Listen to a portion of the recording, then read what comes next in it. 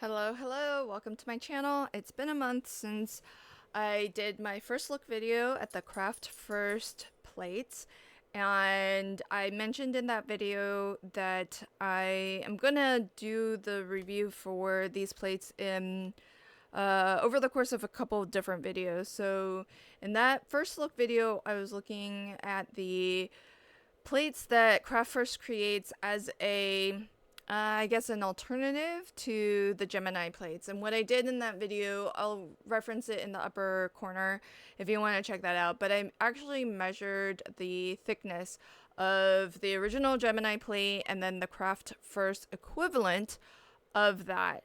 And this was what resulted from that. And what I said in that video that I would do is a series of actually two different experiments. The first experiment was to use all CraftFirst products as my sandwich. So the typical sandwich for your Gemini machine is a cutting plate, the magnetic mat, and your plastic shim, which is here, and then another cutting plate. And what they say in their instructions anyways is to die cut face up, like into this plate. So that's what I did this past month, and I used my Gemini a lot because I do a lot of die cutting, and I made it my exclusive machine. As some folks may know, I do have the Anna Griffin, like the small electric cutting machine, which is so handy, especially for just cutting like a little something or like an outline coordinating die. But small things or large things, I ran them all through my large Gemini machine to really test this plate out. So you can see I've die cut into this a lot. Nearly every square inch of this has been cut into, front and back, and it's held up pretty well. I mean, there's like a very little bit of warping. It's pretty subtle. It's not a lot. And you know, flipping this a couple more times, die cutting it in a couple more places strategically, and that would probably straighten out a little bit. And so so I think the cutting plate has held up pretty well. What was a little bit more surprising is that over the course of the month, this has happened to the plastic shim,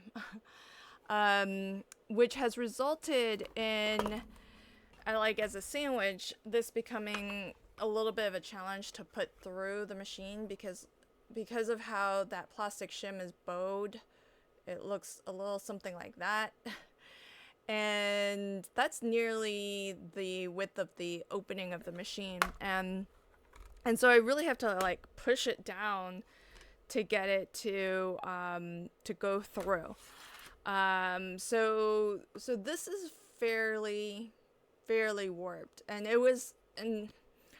a lot of times it'll end up doing this where it dips down on this side and curves up on that side.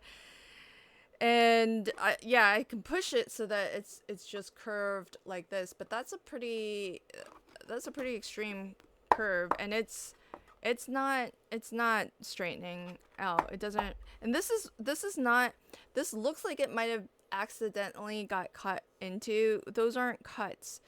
These are just indentations because of how much pressure the Gemini puts on your dies. And so these are not cut marks where this has been cut into accidentally. This is just what happens when maybe some of my dies are a little bit thicker than others, and they leave an indentation, and that's, you know, I guess what has warped this and scratched it up a lot.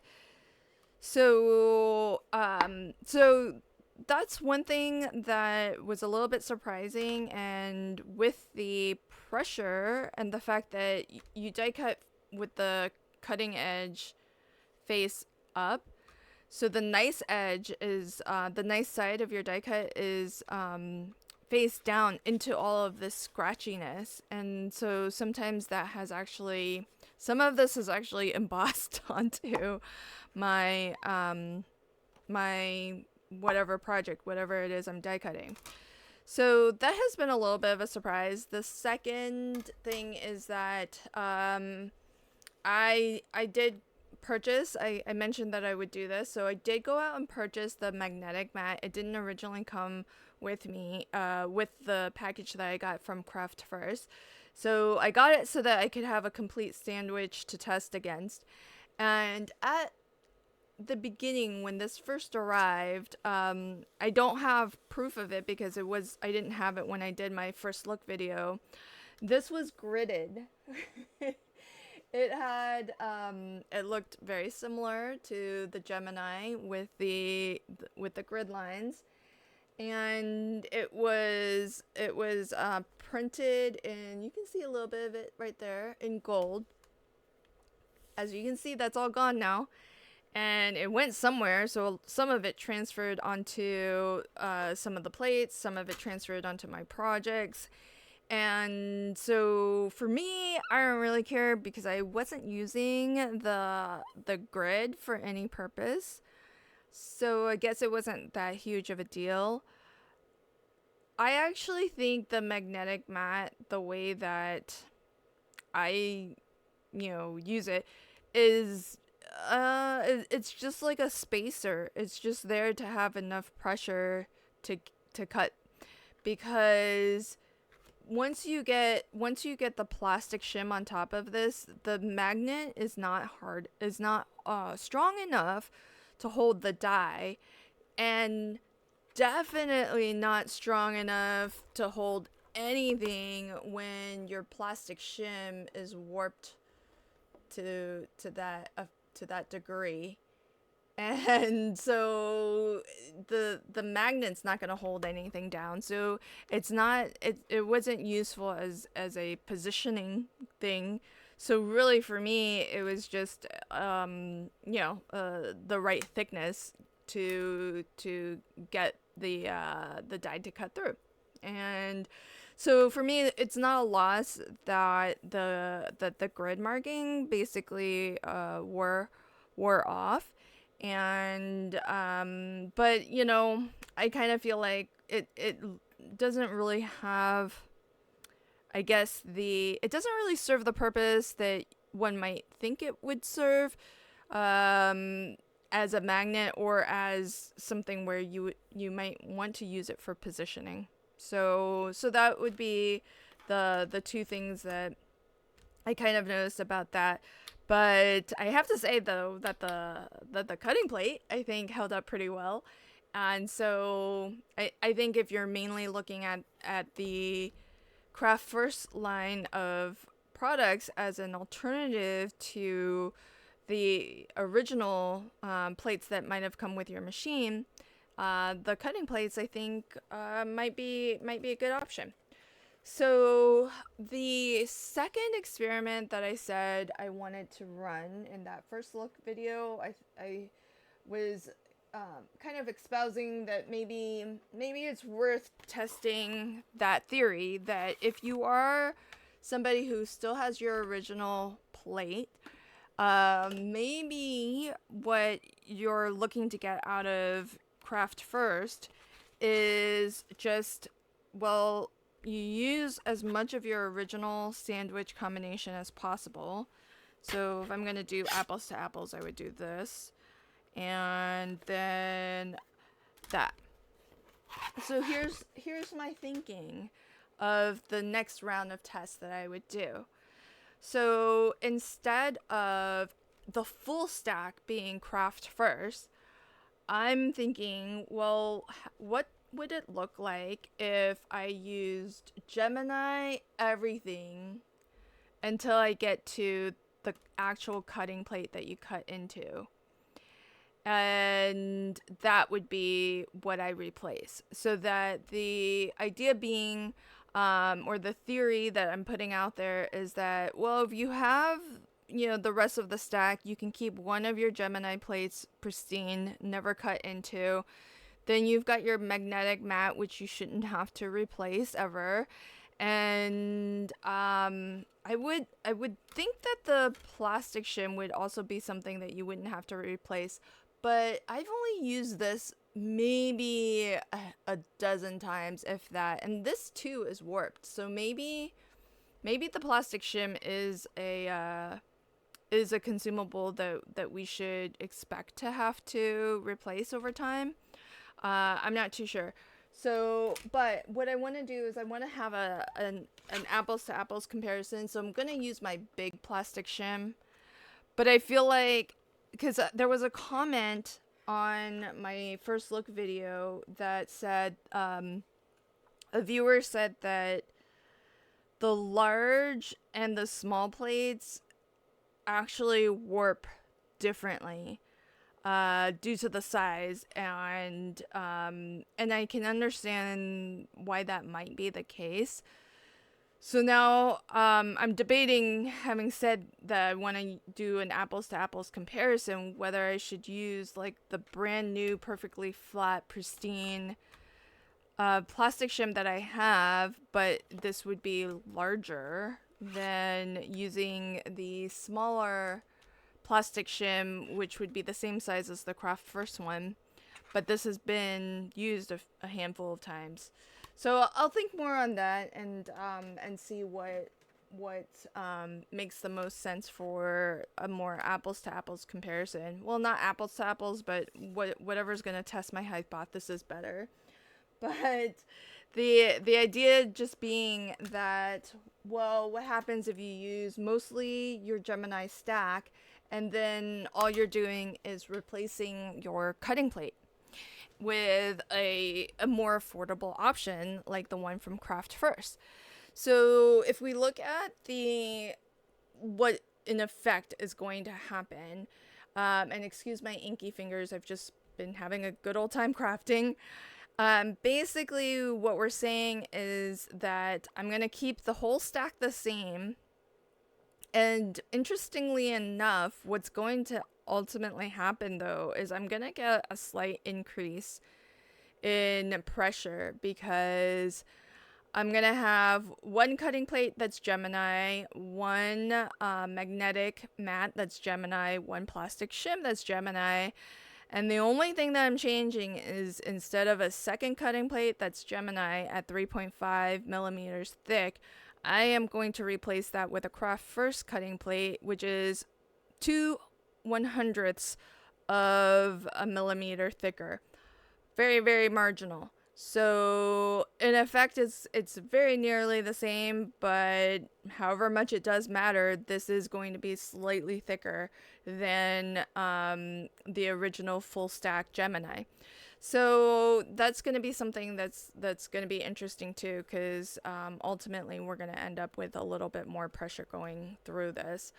But that is going to be my next month of exploration with the CraftFirst plates. And I mentioned that, my review of CraftFirst would be, a little bit of a series, because the next series that I want to do is they actually make a line of plates that are for your Cuttlebug, which is fantastic, because the Cuttlebug is discontinued now, but I know a lot of people still have their machine like I do, and it's a great machine. It's a manual machine, so you do have to crank it manually, but it's held up great. I've never had any issues with it. I don't use it much these days, but when I'm done with this experiment, I'm going to do a month of die cutting on my Cuttlebug with the CraftFirst equivalent of those plates, and see how that goes. But I have to tell you though that the original Cuttlebug plates, they have held up really, really well. I have mine here. I mean, look how much I've cut into this. It's really like been very well used. And there's like pretty much okay, maybe a little slight warp, but really not hardly any.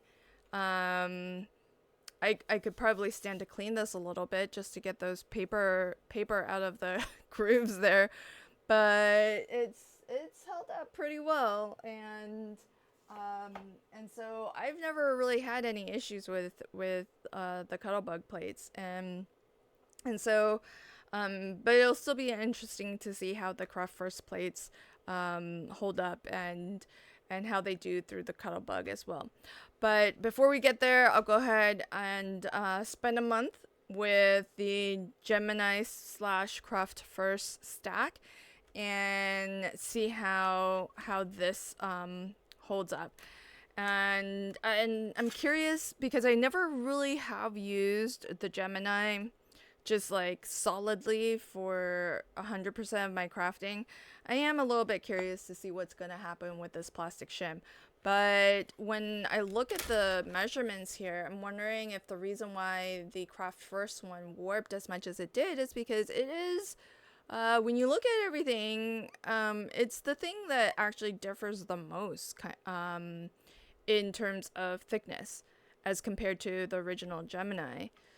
So that might explain why this has happened to it. So we'll see.